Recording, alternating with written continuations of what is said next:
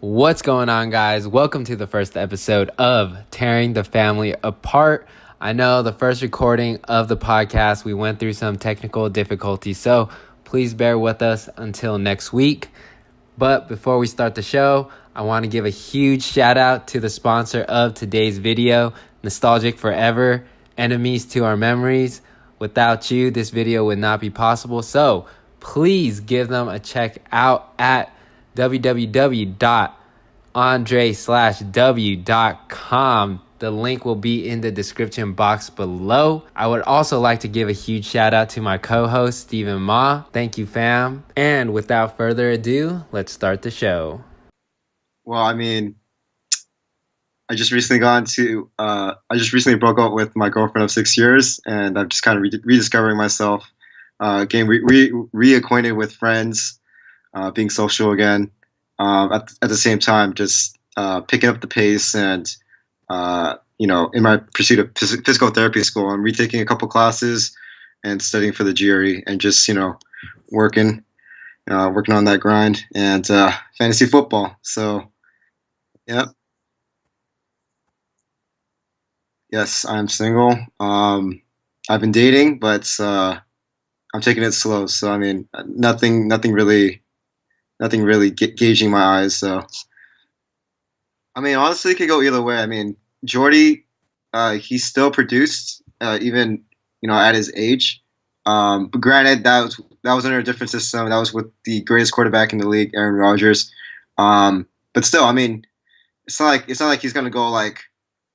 He's not going to go from like something to nothing, like he still has the experience. And there's a reason why he's the starting receiver of the Raiders. And he's under a new regime under John Gruden, and I'm sure John Gruden is going to utilize him pretty well. But again, Emmanuel Sanders, he's been an underrated PPR receiver. Like, he's always overlooked. Everyone always chooses Demaryius Thomas over him, but they actually have similar point production.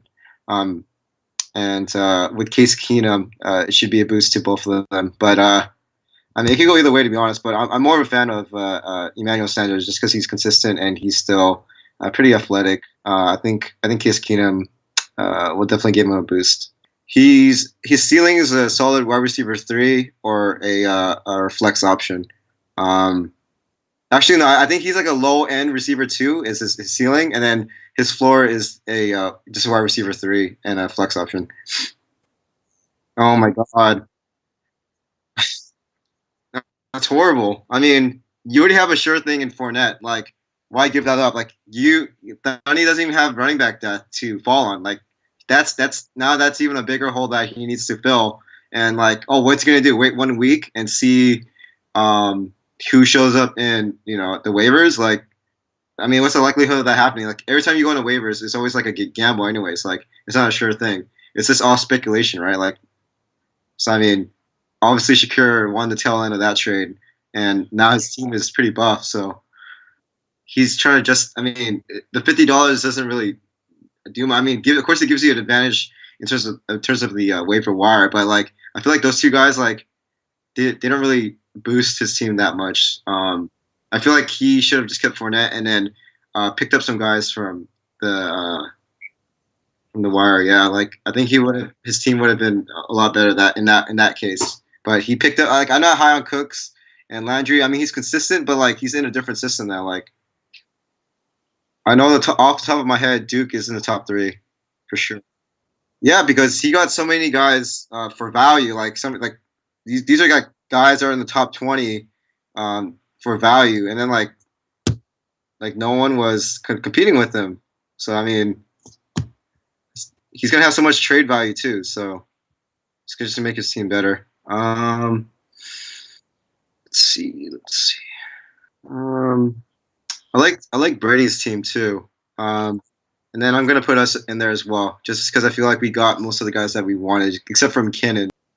Tam was on the bottom for sure.